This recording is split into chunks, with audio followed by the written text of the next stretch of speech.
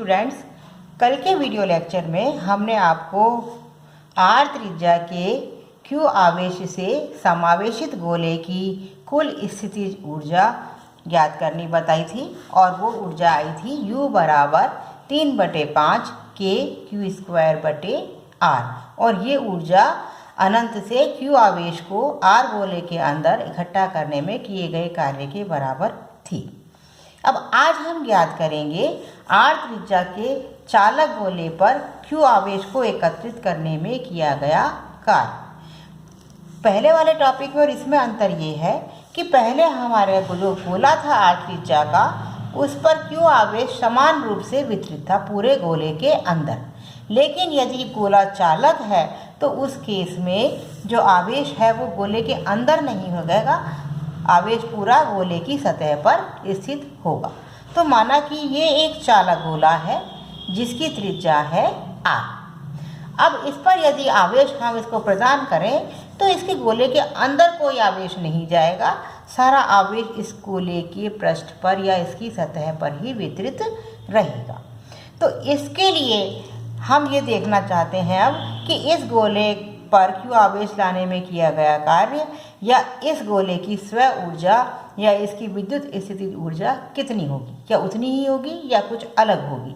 तो प्रारंभ में माना कि शुरू में इस गोले पर कोई आवेश स्थित नहीं है। अब हम अनंत से q आवेश इस गोले पर लाते हैं, वो आवेश इस गोले की सतह पर स्थित हो जाता है। शुरू में कोई आवेश नहीं है तो किया गया कार्य भी शून्य होगा। और माना कि गोले की धारिता, वैद्युत धारिता है C। अब हम जब प्रारंभ में इस पर q आवेश है, इसके बाद इस पर dq आवेश अनंत से और लाते हैं। तो q आवेश के कारण यदि इस गोले की धारिता C है तो गोले के पृष्ठ पर विद्युत विभव का मान होगा V बराबर Q/C। ये आपने 12th में पढ़ा होगा। यदि आवेश का मान C है, विद्युत धारिता आवेश का मान Q है और धारिता C है तो विभव का मान Q/C होता है। अब यहाँ पर विभव का मान Q/C है और यदि यहाँ अनंत से dq आवेश और लाएं तो उसमें लाने में किया गया कार्य dW बराबर हो जाएगा V dq। अब हम कहेंगे कि अब r त्रिज्या के गोले पर q बराबर 0 से कैपिटल Q आवेश लाने में किया गया कुल कार्य कितना होगा। तो उसके लिए हम इस समीकरण को समाकलन करते हैं। dW का समाकलन बराबर कुल कार्य, और समाकलन कहाँ से कहाँ तक करेंगे। प्रारंभ में आवेश 0 था, बाद में कैपिटल Q हो गया और V dq, ये dq आवेश लाने में किए गए कार्य। अब इसका इंटीग्रल करेंगे, v का मान रख देते हैं, v बराबर Q/C है।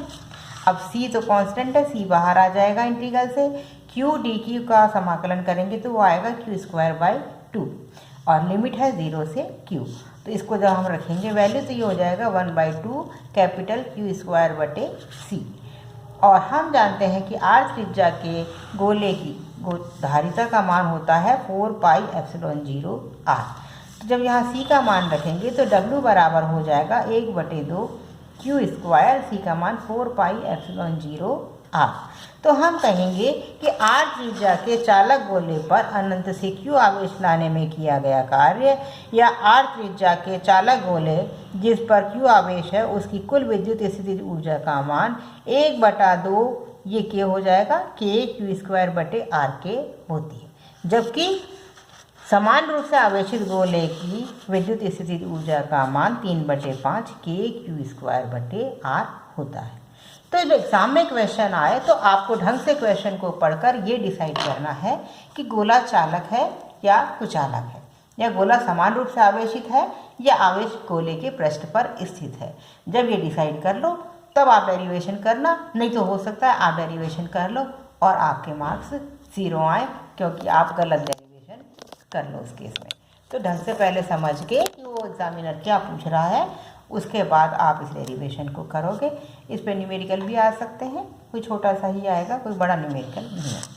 इसके बाद एक छोटा पॉइंट है इलेक्ट्रॉन की चिरसम्मत त्रिज्या। इसी से ही मिलता जुलता टॉपिक है ये, इलेक्ट्रॉन की चिरसम्मत त्रिज्या या classical radius of an electron. और हम जानते हैं कि क्वांटम मैकेनिक्स में हम इलेक्ट्रॉन को एक तरंग या एक क्लाउड के रूप में, आवेश के क्लाउड के रूप में मानते हैं, तो उस केस में तो त्रिज्या की बात करनी बेकार होगी। लेकिन क्लासिकल मैकेनिक्स में या चिरसम्मत यांत्रिकी में हम मानते हैं कि इलेक्ट्रॉन एक पार्टिकल रूप में है, एक गोले के रूप में है। अब इलेक्ट्रॉन इतना छोटा है कि इसे देखा भी नहीं जा सकता, तो हम इसकी आकृति का भी निर्धारण नहीं कर सकते, तो इसकी त्रिज्या भी ज्ञात नहीं कर सकते। लेकिन हम यहाँ थोड़ा सा जो हमने अभी विद्युत स्थितिज ऊर्जा की गणना करी, उसके आधार पर इसकी त्रिज्या की गणना करने की कोशिश करते हैं। तो यदि हम चिरसम्मत सीमाओं के अंतर्गत इलेक्ट्रॉन को हम एक r त्रिज्या का गोला मान लें और ये मान लें कि इस गोले की ऊर्जा इसके अंदर संचित द्रव्यमान के कारण है, तो हम गोले की त्रिज्या ज्ञात कर सकते हैं।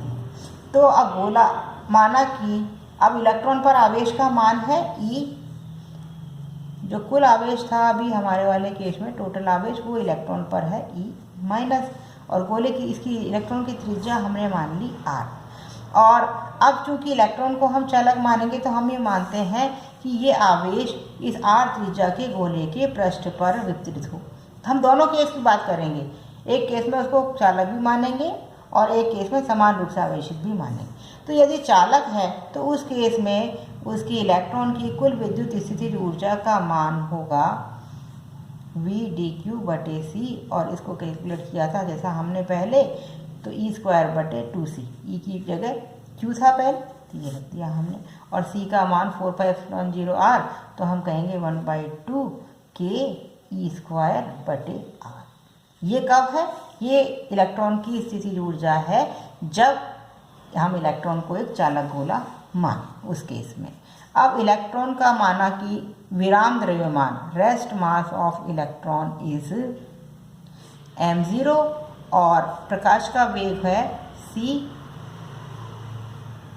तो उस केस में इलेक्ट्रॉन की विराम द्रव्यमान ऊर्जा इलेक्ट्रॉन की कुल ऊर्जा आइंस्टीन के रिलेशन से क्या होगी? यहाँ हमने माना इलेक्ट्रॉन स्थिर अवस्था में है, तो वो हो जाएगी m0c²। तो उसको हम इसके बराबर कर दें, तो m0c² बराबर 1/2 k E²/r। तो ये होना चाहिए पहला केस। अब यहाँ r बराबर हो जाएगा k E²/2 m0c²। और दूसरे केस में हम यदि इलेक्ट्रॉन को समान रूप से आवेशित गोला माने, तो U बराबर जो m0c² है इसकी रेस्ट मास एनर्जी के बराबर, वो होगा 3/5 k E²/r। ये कब? जब हम इलेक्ट्रॉन को समान रूप से आवेशित माने। तो इस केस में इसकी त्रिज्या का मान होना चाहिए 3 k E²/5 m0c²। इसको मैं कहूँ इक्वेशन नंबर 3। अब यहाँ k का मान हमें पता है 9 × 10⁻⁹। E इलेक्ट्रॉन पर आवेश 1.6 × 10⁻⁻19। m0 रेस्ट मास पता है, c वेलोसिटी ऑफ लाइट पता है। तो हम इक्वेशन नंबर 2 से यदि समीकरण 2 में मान रखें सभी स्थिरांकों का, तो हमारे पास r का मान आता है, उस केस में आप ये k e वगैरह सबकी वैल्यू रखेंगे, तो यहाँ पर हमें इसका मान आता है, इस केस में तो आता है, इस वाले केस में आता है 1.69 फर्मी, ठीक है। और जब हम ये वाला केस लेंगे तो उस ऊपर वाले केस में इसमें आएगा इसका मान। तो इस प्रकार जब दोनों तरह से इलेक्ट्रॉन की त्रिज्या की गणना करी, तो देखा गया कि इलेक्ट्रॉन की वास्तविक त्रिज्या ना इस मान के बराबर है ना इस मान के बराबर है। इलेक्ट्रॉन की वास्तविक त्रिज्या का मान आया E²/m0c²। तो इस प्रकार से हम इन दोनों ही फॉर्मूले से इलेक्ट्रॉन की चिरसम्मत त्रिज्या का निर्धारण नहीं कर पाए। अब इसके बाद में हमारा फर्स्ट यूनिट में है डाइपोल, इलेक्ट्रिक डाइपोल, विद्युत द्विध्रुव।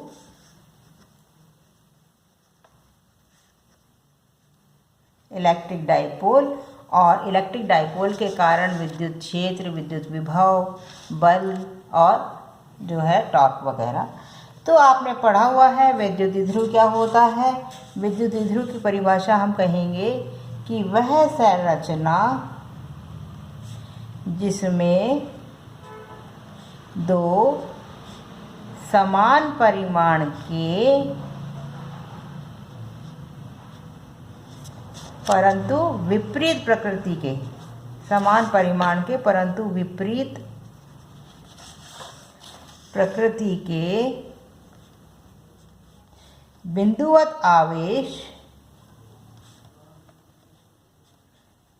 अत्यल्प दूरी पर, अत्यल्प मतलब अत्यंत अल्प दूरी पर स्थित हों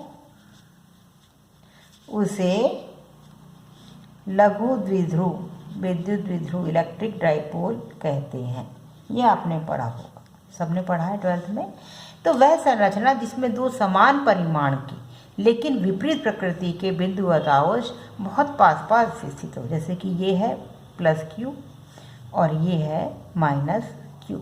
ये दोनों आवेश Q का मान बहुत छोटा है और ये इस प्रकार से r दूरी पर स्थित है और ये दूरी जो है बहुत छोटी है। छोटी से क्या मतलब, छोटी से मतलब ये कि इतनी कम दूरी कि प्रेक्षण बिंदु की तुलना में इसको D से व्यक्त करते हैं। ये इसका मतलब ये है कि D should be very very very less than R। R क्या है, प्रेक्षण बिंदु से दूरी। तो जब भी हम कोई प्रेक्षण लें, एक्सपेरिमेंट करें, तो उस केस में R की तुलना में दोनों आवेशों के मध्य दूरी बहुत बहुत बहुत कम होनी चाहिए, तो उसको हम अत्यल्प दूरी कहते हैं। तो इस प्रकार से दो समान परिमाण विपरीत प्रकृति के बिंदुवत आवेश अत्यल्प दूरी पर स्थित हो तो उसे विद्युत द्विध्रुव कहते हैं। इसका उदाहरण हम जैसे कि कह सकते हैं HCl का जो अणु है, HCl के अणु में एक H का परमाणु है, एक Cl का है। तो H और Cl, यहाँ पर ये H है और ये Cl है, तो इस पर डेल्टा प्लस आवेश होगा, इस पर डेल्टा माइनस, तो ये एक तरह से एक डाइपोल होगा। HBr ये भी एक डाइपोल है। इस प्रकार से बहुत सारे, पानी का जो अणु है एक तरह से ये O और ये H और ये H, तो पानी का भी अणु हम कहेंगे इस पे दोनों पे डेल्टा प्लस होता है और इस पे 2 डेल्टा माइनस होता है। तो ये भी दो डाइपोल बन गए एक तरह से, प्लस प्लस प्लस माइनस। तो इस प्रकार से ये एक आणविक द्विध्रुव मैंने आपको उदाहरण के रूप में बताए जो कि प्रकृति में होते हैं, तो ये कहलाते हैं विद्युत द्विध्रुव। अब इसके बाद हम आपको बताते हैं द्विध्रुव आघूर्ण। द्विध्रुव आघूर्ण, dipole moment, electric dipole moment. माना कि एक द्विध्रुव इस प्रकार है, ये +Q है और ये -Q है और इनके बीच की दूरी D है। तो जो डाइपोल मोमेंट या द्विध्रुव आघूर्ण उसको P से व्यक्त करते हैं, उसका मान एक आवेश का मान और दोनों आवेशों के मध्य दूरी के गुणनफल के बराबर होता है। अब ये जो दूरी है ये सदिश है, तो इसको हम सदिश से व्यक्त करते हैं और इसकी दिशा जो है, डाइपोल की दिशा सदैव ऋणात्मक से धनात्मक की तरफ होती है। यानी कि ये कोई +Q आवेश है, ये -Q आवेश है और ये इनके बीच की दूरी D है, तो P का मान सदैव ऋणावेश से धनावेश की तरफ होता है।